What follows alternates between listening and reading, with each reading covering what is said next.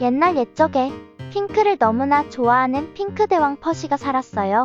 아이라브 핑크. 핑크를 너무너무 좋아한 나머지 백성들이 가진 모든 걸 핑크로 바꾸라는 명령을 내렸어요. 여봐라, 이것들을 전부 핑크로 바꿔라. 왕의 명령으로 백성들은 가지고 있는 모든 것을 핑크로 바꿔야 했어요. 가축들은 염색까지 시켰어요. 모든 걸 핑크로 바꾼 왕이지만 단 하나 하늘 많은 핑크로 만들 수 없었어요. 그래서 스승을 찾아갔어요. 이봐요, 스승, 당장 하늘을 핑크로 만드는 법을 알아내시오. 근심에 빠진 스승은 한 가지 묘안을 떠올렸어요. 스승은 왕을 찾아가 핑크색 안경을 건넸어요. 이걸 쓰시면 하늘도 핑크로 보일 겁니다. 오, 보인다 보여. 하늘도 핑크야. 오토호. 이제 백성들은 더 이상 핑크색 옷을 입지도 동물을 염색하지 않아도 됐어요. 왕은 핑크 안경을 항상 끼고 다녔거든요. 핑크 안경을 낀 왕의 눈에는 세상은 언제나 핑크였어요. 핑크 대왕 퍼시 이야기 어떠셨나요? 우리도 각자의 안경으로 세상을 보고 있다는 점에서는 핑크 대왕 퍼시와 크게 다르지 않아요.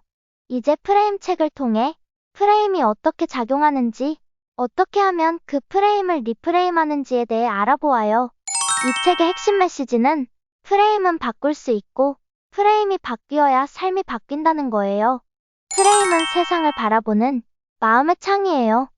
우리의 조력자이자 검열관 역할을 해요. 프레임은 특정한 방향으로 세상을 보도록 이끄는 조력자이기도 하고, 때에 따라서 프레임은 우리가 보는 세상을 제한하는 검열관이기도 해요. 이제 프레임은 땡땡이다로 프레임에 대해서 좀 더 알아볼게요. 프레임은 맥락이다. 프레임의 가장 빈번한 형태는 맥락으로 나타나요. 맥락을 고려하지 않고 판단을 내리기란 어려워요. 화장실 들어갈 때와 나올 때가 다르다는 말이 있어요.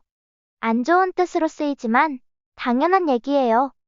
어떤 상황에 처하기 전에는 보지 못하던 것들이 이후의 맥락에서는 보이기 마련이기 때문이에요. 역지사지란 바로 상대의 맥락을 이해해주는 것이에요. 프레임은 정의다. 모든 출구는 어딘가로 들어가는 입구다라는 표현이 있어요.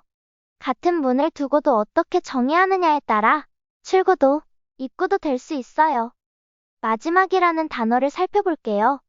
어떤 것에 대해 마지막이라는 가정을 갖게 되면 만족도나 행복도가 높아져요. 노인의 행복도가 젊은이의 행복도보다 결코 낮지 않은 이유도 이와 관련이 있어요. 노인들이 지니고 있는 시간에 대한 프레임이 그들의 행복을 극대화시켜 주어요. 프레임은 질문이다. 외향적인가? 내향적인가? 이렇게 질문하면 자신이 외향적이라는 답이 더 많았어요.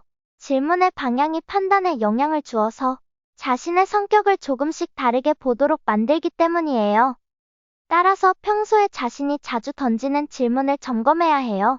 자기 삶에 대한 평가가 시시하다면 내가 시시한 질문을 던지고 있기 때문인지도 몰라요. 답이 안 나오는 인생을 살고 있다면 질문에 문제가 있을 가능성이 있어요. 무언가 더 나은 답을 찾고 싶다면 세상을 향해 던지고 있는 질문부터 점검하세요. 프레임은 은유다. 어떤 은유를 사용하는지 보면 그들의 프레임 알 수 있어요. 회사를 가족에 비유하는 기업은 위계질서와 조화를 중시하고, 실험실에 비유하는 기업은 평등, 독립적 사고를 중시해요. 만약 프레임을 바꾸고 싶다면 은유를 찾아내 바꿔야 해요. 프레임은 순서다. 앞에서 한 경험이 뒤에서 하게 될 경험을 바라보는 프레임으로 작동해요. 바로 시간상 앞서 제시한 정보들이 뒤따라오는 정보를 해석하는 데 영향을 주는 프레임 역할을 했기 때문이에요. 그래서 다음을 듣고 철수의 인상을 판단해 보라고 했을 때 B로 들은 사람들이 철수의 인상이 훨씬 나쁘다고 판단했어요. 프레임은 욕망이다. 만약 단발머리를 하고 싶다면 지나갈 때마다 단발머리 한 사람이 눈에 띌 거예요. 세상은 어제와 다름없지만 세상을 보는 내 프레임이 변한 탓이에요. 이처럼 욕망은 프레임의 강력한 원천이에요. 욕망이 세상을 특정한 방향으로 보게 하는 프레임을 만들어내요. 우리 눈에는 보고 싶은 것이 보여요. 욕망은 아주 강력한 프레임이에요. 프레임은 고정관념이다. 우리는 많은 고정관념의 프레임에 갇혀 있어요. 인종, 나이, 사회적 지위 등이 만들어내는 고정관념에서 절대 자유로워질 수 없어요. 이제 여러 상황에서 프레임을 리프레임하는 방법을 알려줄게요. 타인이 신경 쓰일 때, 다른 사람들이 나를 주시하고 있다고 생각하지만 정작 우리를 보고 있는 것은 남이 아닌 바로 자기 자신이에요. 마음속에 CCTV를 설치해놓고 자신을 감시하고 있으면서도 다른 사람들이 자신을 주목하고 있다고 착각하는 거예요. 이제 그 CCTV 스위치를 꺼버리고 세상의 중심에서 자신을 조용히 내려놓으세요. 과거를 왜곡할 때 현재에만 존재하는 결과론적인 지식이 과거에도 존재했던 것처럼 착각하는 경우가 많아요. 우리는 과거가 아직 과거이기 전에는 일이 어떻게 진행될지 전혀 예측할 수 없었음을 인정해야 해요. 과거는 현재의 눈으로 볼 때만 질서정연하고 예측 가능한 것이에요. 미래를 왜곡할 때 현 시점에서는 미래의 시간을 제대로 상상할 수 없어요. 미래에 무엇을 할지 선택해야 할 때는 가장 좋아하는 것을 반복적으로 선택하는 편이 좋아요. 그렇게 했을 때 만족도가 더 크다는 점을 기억하세요. 돈을 펑펑 쓸 때 프레임을 좌우하는 것 중 하나가 바로 이름인데, 이름의 영향을 가장 심각하게 받는 영역이 바로 돈이에요. 돈을 잘 모으려면 돈에다 이름을 붙이지 마세요. 공돈이라는 이름이 붙는 순간 그 돈은 하찮게 여겨져요. 습관적으로 공돈으로 부른다면 공돈을 은행에다 2주간만 저축해 놓으세요. 이제 그 공돈은 예금이라는 이름으로 심리적 돈 세탁이 이루어질 거예요. 그러면 자연스럽게 그 돈을 아낄 수 있어요.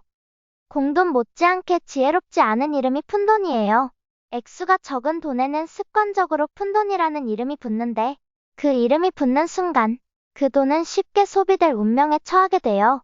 이제 우리는 프레임이 어떤 역할을 하는지 알았으니 어떤 프레임으로 제시되더라도 똑같은 결정을 내릴 수 있도록 세상을 바라보는 나의 마음의 창을 점검해보고 새로운 창을 갖추어야 해요.